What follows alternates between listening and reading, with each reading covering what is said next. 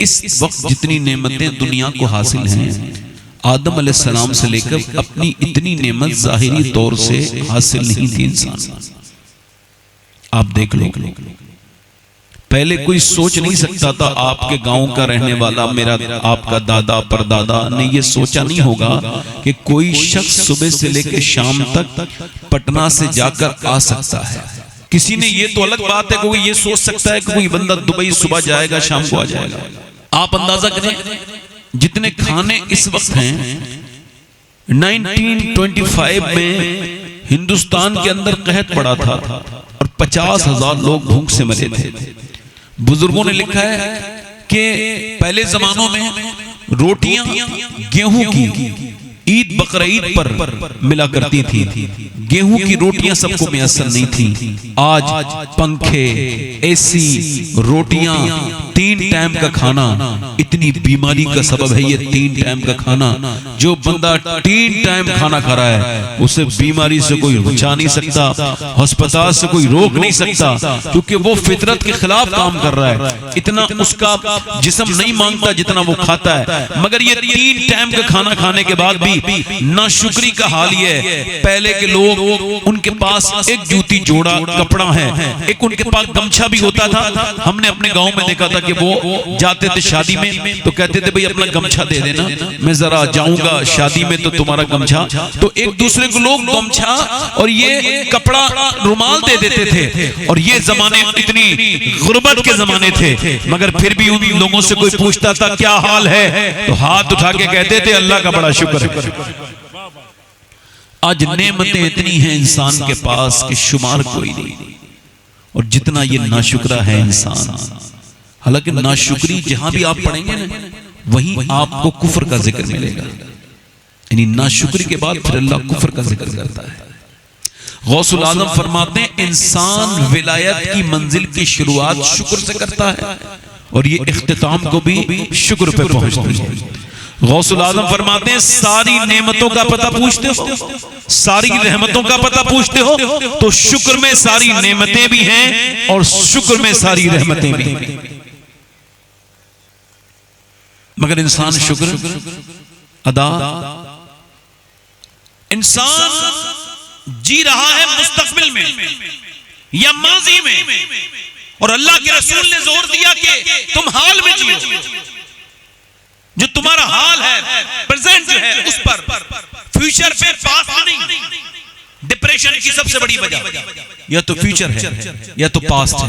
हाल में कभी डिप्रेशन नहीं होता, हाल कभी डिप्रेशन नहीं होने देता। एक सवाल यह है, हजरत सैयदना मूसा अलैहिस्सलाम है, गुजर के जा रहे हैं, एक बंदा है वो कुछ बोल रहा है मगर फालिज में है, जबान हल्के हल्के हिल रही है, रेत पे पड़ा है, कोई लावारिस इंसान है।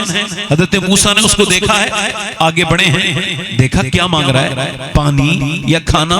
करीब गए, उसके कान अपना उसकी जबान के करीब किया तो जबान जो हिल रही थी ना, सुना क्या मांग रहा है, पानी, खाना, क्या मांग रहा है, कुछ भी नहीं। उसके कपड़े फटे थे, चेहरे पे उसके जिस्म पे जख्म भी थे, मगर जबान जब हिल रही थी तो आवाज आ रही थी हल्की हल्की, या अल्लाह तेरा शुक्र है, या अल्लाह तेरा शुक्र है, या अल्लाह तेरा शुक्र है। हजरत मूसा अलैहिस्सलाम आगे बढ़े, कहने लगे भाई ये बता, तेरे चेहरे में, तेरे जिस्म पे निशानात हैं, जख्म हैं, और तू उठ नहीं सकता, लेट नहीं, करबट नहीं ले सकता, तो शुक्र किस बात का अदा कर रहा है? कहने लगे मूसा अल्लाह ने मुझे शुक्र वाली जबान अता की है, उसी का शुक्र अदा कर रहा हूं। हजरत सादी हाफिज शिराजी कहते मेरे जूते जब पुराने हो गए ना तो मैं शिराज की गलियों में चल रहा था, घर मेरा दूर था तो जूते टूट गए और ऐसे टूटे कि फिर वो चलने के लायक, और मैं नंगे पांव हो गया। कदम आगे बढ़ाता हूं तो मेरे पांव में जलन लगती है, रेत सी, इतना सख्त जमीन थी कि मेरे पांव में छाले पड़ गए, फपोके पड़ गए और फिर वो फूट गए और फिर चलना दुश्वार हो गया। मैंने दुआ की, ऐ अल्लाह अपने साथी को इतना तो नवाज दे कि तेरा ये बंदा जूते खरीद ले। कहते हैं अगले मोड़ पे मुड़ा हूं तो मैंने देखा एक बंदा है, उसके दोनों पांव ही नहीं थे। मैं सजदे में गिर गया, मालिक मुझे माफ कर देना, मेरे पास पांव तो हैं, इसके पास तो पांव ही नहीं।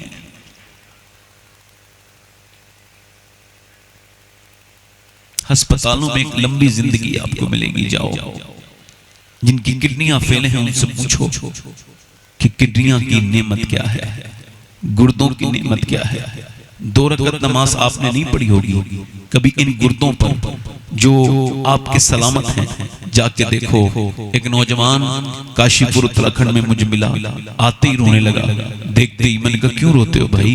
कहने लगे साहब मेरी किडनियां खराब हुई थी सैयद साहब, तो मेरे बाप ने जमीन बेची, मकान बेचा, हम किराए के मकान में आ गए। मेरे बाप ने अपनी किडनी भी मुझे दी मगर वो भी सक्सेस नहीं हुई, मेरा मकान बिक गया, सब कुछ खत्म हो गया, मगर ये किडनियों की कीमत मैं समझ ना पाया।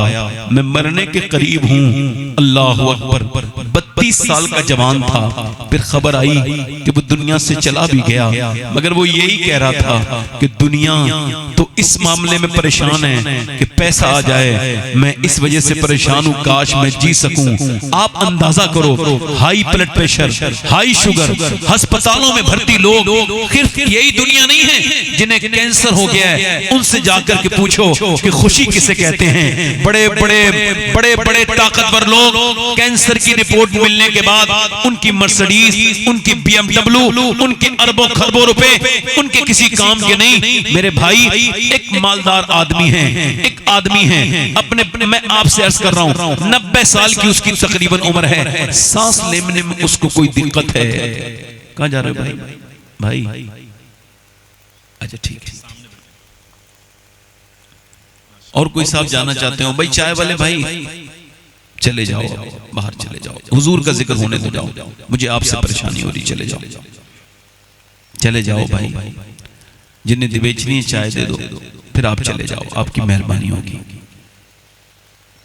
फिर जब जैसे मेरी तकरीर हो जाए तो बेच लेना आप अपनी चाय। दुरूद शरीफ पढ़ लीजिए। और कोई साहब जाना चाहते हो तो चले जाए, मैं रोकूंगा नहीं आपको, चूंकि मुझे ज्यादा देर बोलना नहीं है, चूंकि माहौल नहीं है इस तरह का बोलने जैसा, लोगों को थकान हो गई है, जाना है लोगों को, तो मैं ज्यादा देर आपको परेशान नहीं करूंगा। हाँ भाई चाय वाले भाई से गुजारिश कर रहा हूँ एक बार और कि आप या तो बैठ के तकरीर सुने, माशाल्लाह भाई हैं हमारे आप, मगर ये चाय ना बेचें आप, चूंकि एक वक्त में एक ही काम हो सकता है, या तो लोग चाय पियेंगे या फिर हुजूर की बातें सुनेंगे। बैठ जाएं आराम से, मेरी तकरीर के बाद आप आराम से बेच लीजिएगा चाय। अल्लाह आपके रिज़्क़ में बरकत अता फरमाए। और कोई साहब जाना चाहते हैं, मुझे डिस्टर्ब होता है भारी वाला, मैं भारी डिस्टर्ब हो जाता हूं। देखो मैं बात कर रहा था, अचानक रुक गया, मेरा जो रिदम था वो टूट गया। और कोई साहब जाना चाहते हो तो चले जाए, गुजारिश कर रहा हूं।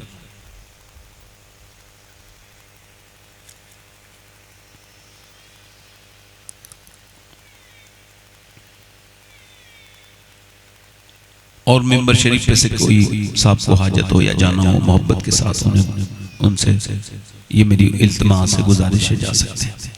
बीच में से जाएंगे थोड़ा सा तकलीफ होती है। और कोई साहब जाना चाहते हो चले जाए, मेहरबानी आपकी। मैं आपसे अर्ज कर रहा था मेरे दोस्तों, मेरे भाइयों, कि अपनी नेमत जो मौजूदा है ना, उनको देख के शुक्र अदा करो। कभी अपने बाप को, सेहतमंद देखो तो शुक्र अदा कर दो। एक आदमी कह रहा है मुझे बाप से मिलना है, डॉक्टर कह रहा है नहीं, वो तो 15 मिनट के लिए मिलेंगे, वो आईसीयू में है, वो गया, वो वेंटिलेटर पे है बाप, और वो उसके पैरों को पकड़ के रो रहा है। और उसने कहा चलो भाई, क्यों रोते हो, जब तुम्हारा बाप घर पे था तब तुम नहीं मिले थे जो अब छोड़ने का। कहने लगे जब ये मुझे डांटता था ना, टोकता था ना, तो मुझे बड़ी तकलीफ होती थी। अब 2 हफ्तों से इसकी मैंने आवाज नहीं सुनी, तो मेरे आंसू भी बदनसीबी हैं कि गिर रहे हैं, मगर मेरे उस बाप को पता नहीं जिसके लिए दोस्तों से आप बड़ी मोहब्बत के मुजाहरे करते हैं। बाप मर जाए तो 40वां में इतने बहुत से फल काट के रखने से वो फायदा नहीं हो सकता जो कभी जिंदगी में तुमने एक फल काट के अब्बा के सामने ले जाते तो वो खुश हो जाता। मगर ये जो हमने चीजें रखी हैं, अपनी जिंदगियों में एहसास कीजिए, मरने से पहले सोचिए कि बाप तुम्हारा कितना अहम है।